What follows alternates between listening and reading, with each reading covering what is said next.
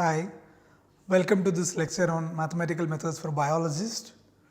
We learned about diffusion and we learned that how to use calculus to understand the diffusion and the diffusion equation. Today, we will learn one more thing we will try to learn to calculate some things from the equations that we learned, which would be very useful in biology and to estimate quantities about like how far a particular protein will diffuse and so on and so forth.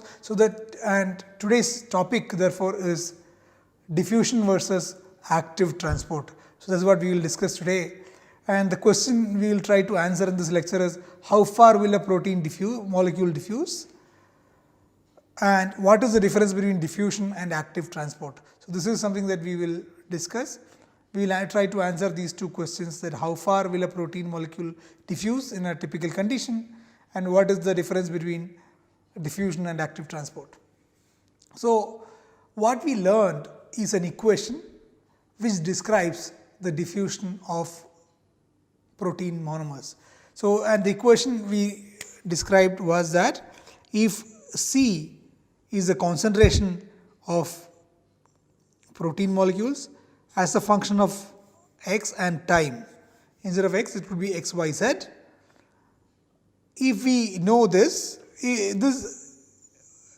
we want to know the concentration as a function of x and t, if we know some quantities, this C can be obtained by solving this equation del C by del t is equal to d del square C by del x square. So this is the equation that we learned for this C. This is the diffusion equation, and by solving this equation, we will get C as a function of time. So this C is a solution of this equation. So to get C as a function of x comma t, we have to solve this equation. And what we know is that to solve any differential equation, we need something called initial condition. So here there is a derivative in time, therefore we need some initial condition. And there is a two derivatives in x, therefore we would need two conditions for that, which we would call typically boundary conditions. So we would need two boundary conditions to solve such one initial condition and two boundary condition. If we provide this, we would be able to solve it. So let us think of the following situation, which is important to understand this. Imagine that you have a cell, as we have been imagining, a long one-dimensional cell which is very long, and if you imagine that time is equal to 0, so time is equal to 0, we assume that all the protein molecules are just one point here. So only at this particular point we have protein molecules only here. So if I plot concentration versus x at t equal to 0, this would be almost like a delta function. Almost will be a function only has value here, everywhere else the function is 0. Such functions are called delta functions, Dirac delta functions. If you want to assume this is you can even imagine this is a Gaussian with a very small width. So you could imagine this as a Gaussian with a very small width. So you can imagine this is a Gaussian with very small width if you want. So you essentially have a concentration which has a peak essentially at one point. Now after 10 minutes, if we look at this, so when you look at t is equal to 10 minutes, how will that concentration versus x will appear? It turns out that as the time progresses, this would diffuse this way and this would diffuse this way, and the concentration at this x values, for example the concentration here and the concentration here, would be slightly higher, it will be non-zero. Therefore after a long time, after sufficiently long time, you would get some, so this would be this, you would expect some function something like this. Some symmetric function, something like this. This should be symmetric on either side. I can draw this better. A symmetric nice function like this. Now, let us imagine this further. So, if I start with t equal to 0, we have a delta function, and as time goes, it would be a function like this, and as it goes further, it will spread further. So, let me draw this. It would spread further and further and further. So, you could imagine concentration versus x, concentration versus x, concentration versus x. So, this is t equal to 0. So, this is equal to t is equal to 10 minutes. This is further like t is equal to 20 minutes or 30 minutes. So, as the time progresses, the concentration would have a functional form, something like this, naively speaking. Now, mathematically, how do we get it? We can get this by solving this equation for appropriate boundary conditions and initial conditions. Depending on various boundary conditions, initial conditions, one will have various solutions. This need not be the solution always. This is a typical solution. So, such solutions are obtained by assuming two things. One is at t equal to 0, the concentration is highly peaked at one point.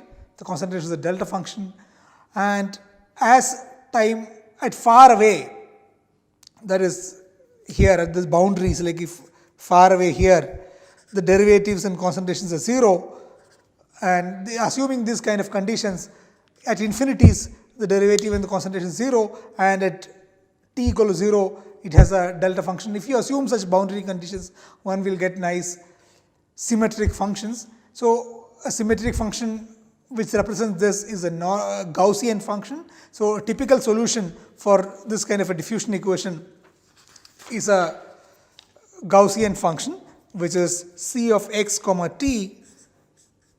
So, if you assume nice initial condition and boundary condition, one would get a typical solution which you would read in textbook.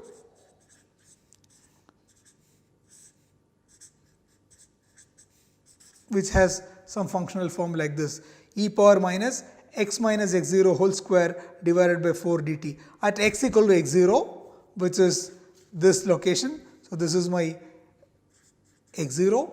So, at x equal to x0, you will have a peak and it will be symmetric around x0, and as time goes, this denominator term will increase, and which would make this spread.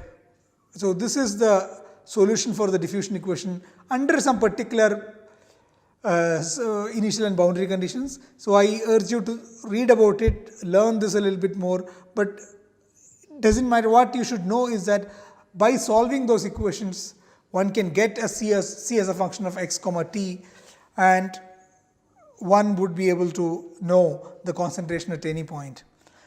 What we are further interested is the following.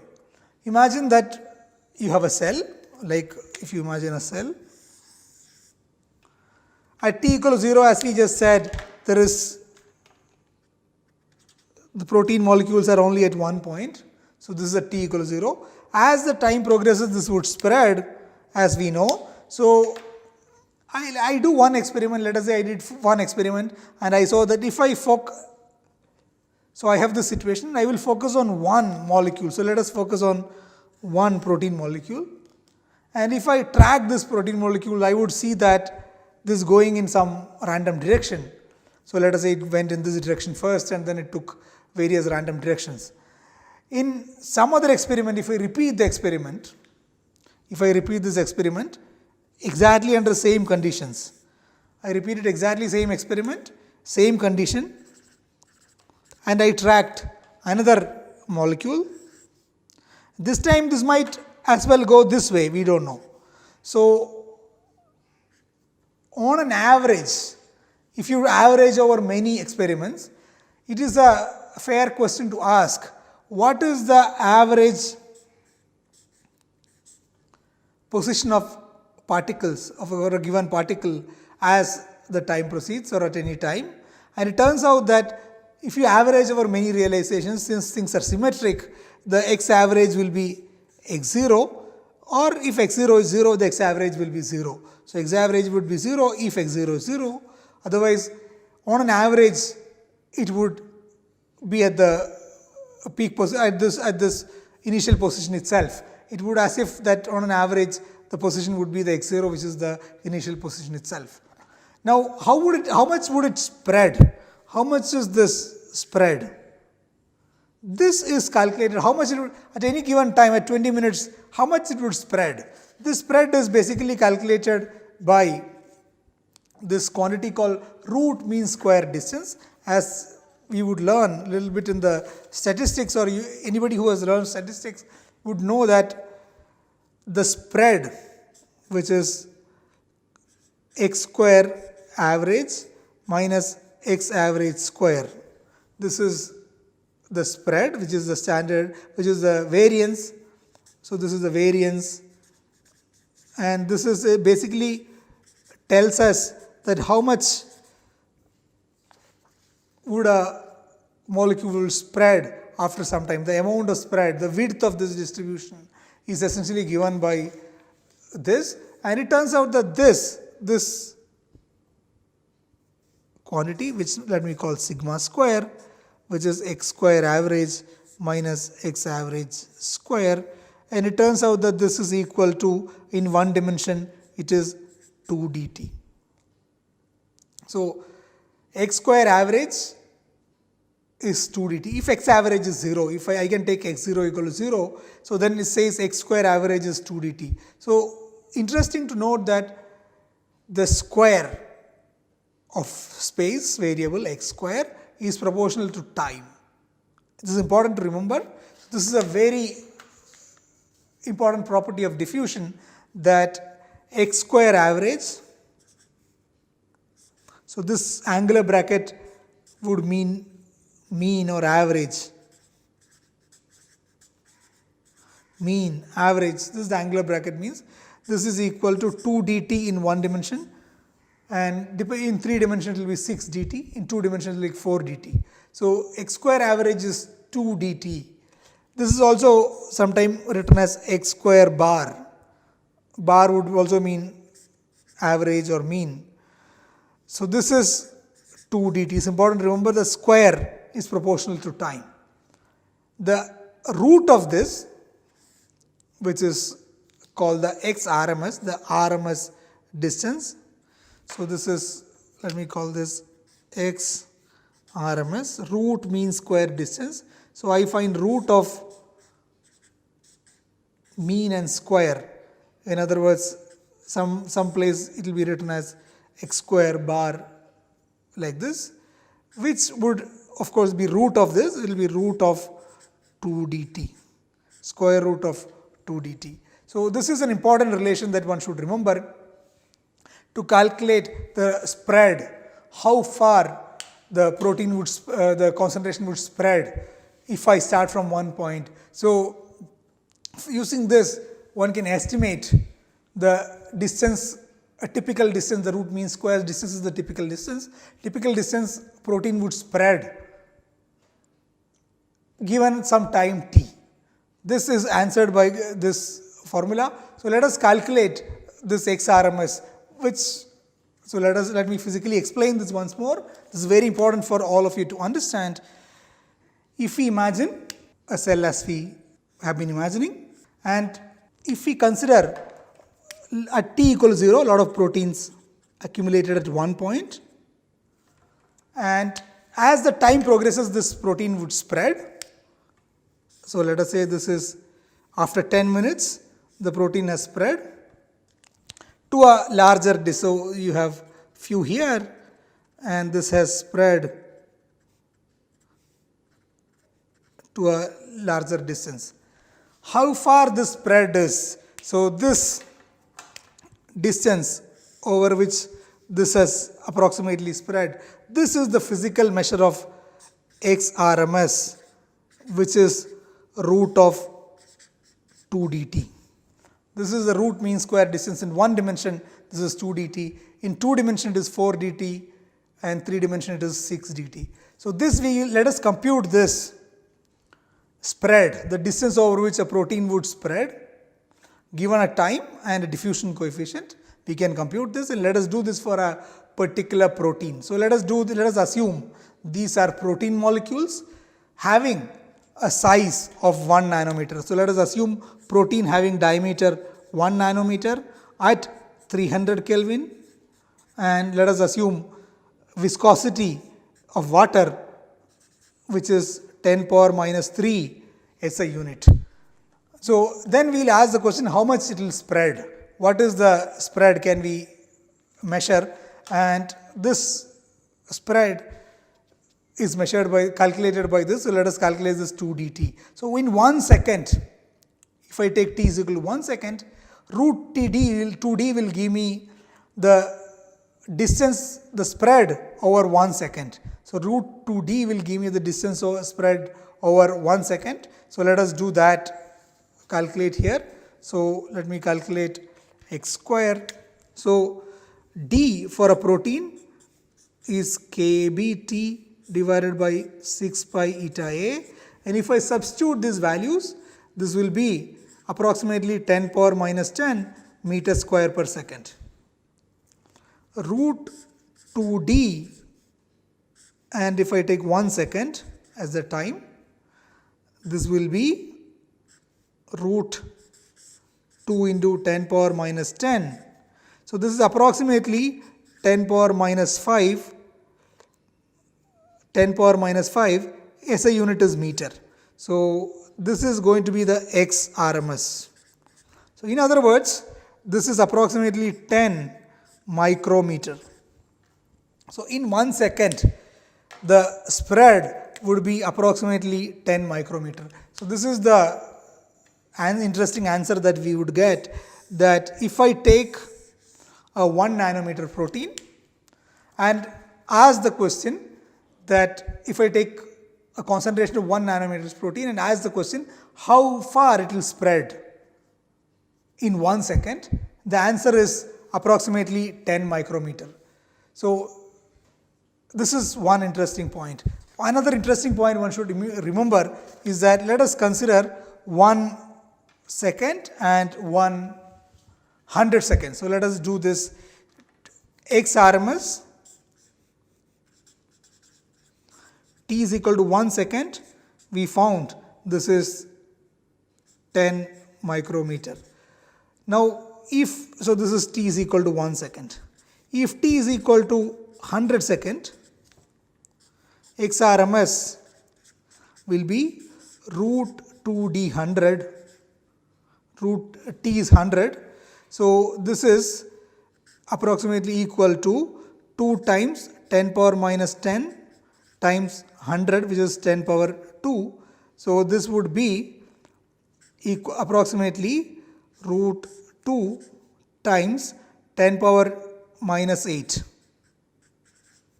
So this is, let me approximately write it as 10 power minus 4, and this is basically 100 micrometer. So this is approximately 100 micrometer. So in 1 second, it was 10 micrometer.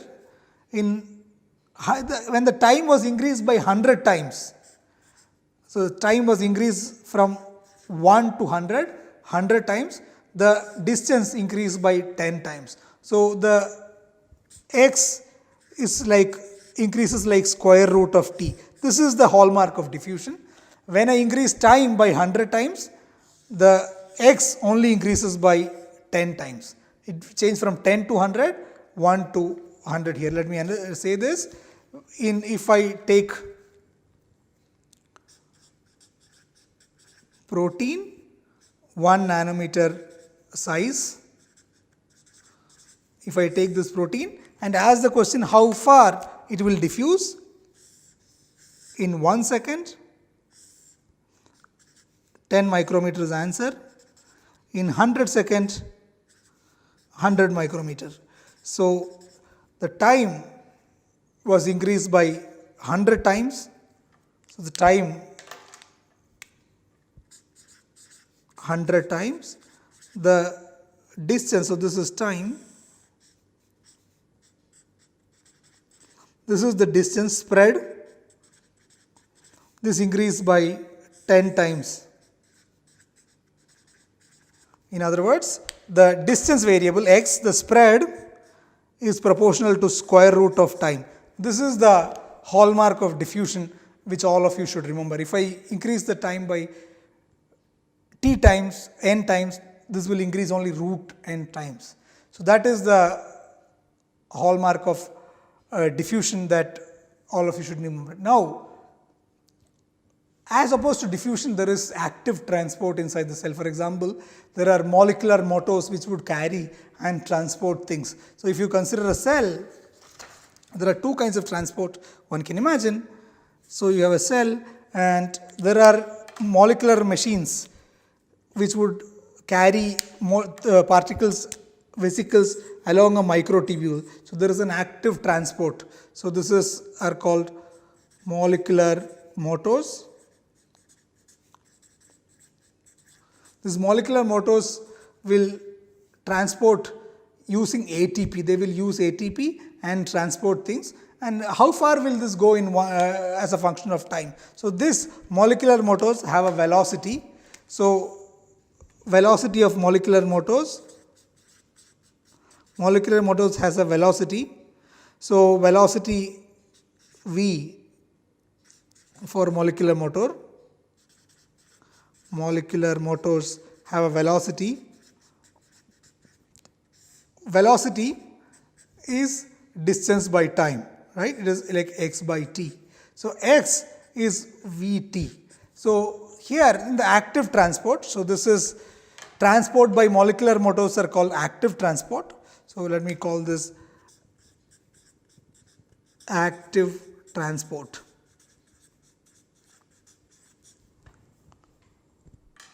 What do I mean by active transport? This is transport by molecular machines. So they apply some force and carry something. So there is a force typically applied. They use energy from ATP hydrolysis or the food we eat, and it transports things. So there are typical transport molecular motors move along microtubule. The typical molecular motor names are kinesins and dynein. So they walk along microtubules and transport vesicles. This should be contrasted with diffusive transport. So here just remember x goes as Vt. There x went like root 2 dt. So let me contrast this transport, active transport versus diffusive transport. So in the case of diffusive transport, so this is diffusive transport of protein. What we learned is x is proportional to root time. This is the thing that we learned. And in the active transport, where the transport happens because of either some external force or molecular motors, x is proportional to t. So this is the difference. So if I increase this by 100 times, this would increase only by 10 times the distance traveled. If I have molecular active transport, if I increase this by 10 times, this would increase also by 10 times. If I increase this by 100 times, this will also increase by 100 times. So this in the active transport, the distance traveled x is proportional to time. Here the distance traveled is proportional to square root of time. This is an important difference that all of you should keep in mind. And one interesting thing that all of you should do is use this idea and calculate the time it takes for a particle, a protein of your interest, to move for example, across a long neuronal cells, how long it would take, what is the time it takes. I urge all of you to calculate. You would see that diffusion is very slow and what would need an active transport to take things far away. So now the interesting thing here, another thing to remember is that in one case the x, the with 2 dt, and the d is controlled by temperature, which is a fixed quantity in a cellular environment. Viscosity is also kind of fixed. The size of the protein is also fixed. So this is not at all in our control. D is not at all in control. So if I have 1 hour time, this can only go that much. Sorry, x square here, x square. So x is root 2 dt. The x is root 2 dt. Since d is a constant given a biological environment, this can only go this much. On the other hand, the velocity, which is the active transport, x is vt. Here the velocity is not really constrained. So if there is an external force, we saw that this is F by 6 pi eta a. So as I increase the external force, I can increase the velocity, or I could drive this by hydrolyzing ATP. So the more ATP I consume, I can drive it faster. So this velocity only depends on the availability of ATP and so on and so forth. So I can move much faster using the active transport as opposed to the diffusive transport. So it is important to understand this difference between active transport and the diffusive transport. And this gives us some basic details about these two different types of transport and the mathematics behind this. So with this, I will stop this lecture and continue in the next lecture. Bye.